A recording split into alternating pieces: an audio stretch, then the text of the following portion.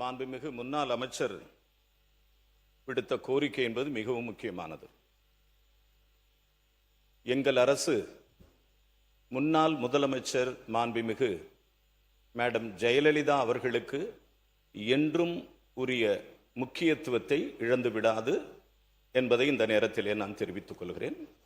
முன்னாள் அமைச்சர் அண்ணன் KP அன்பழகன் அவர்கள் உயர்கல்வித்துறை அமைச்சராக இருந்த பொழுது 2021 லேடி வெலிங்டன் கல்லூரிக்கு அருகாமையிலே சென்னை கடற்கரை சாலையில் உள்ள லேடி வெலிங்டன் கல்லூரி வளாகத்தில் 9 அடி முழு உருவ மாண்புமிகு முன்னாள் முதலமைச்சர் ஜெயலலிதா அம்மையாரின் திருவுருவச் சிலை நிறுவப்பட்டது.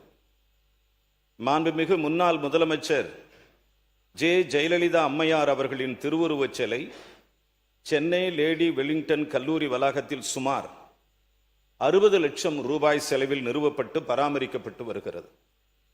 இச்சிலை மாண்புமிகு முன்னாள் முதலமைச்சர் திரு எடப்பாடி கே பழனிசாமி அவர்களால் 28/1/2021 திறந்து வைக்கப்பட்டது.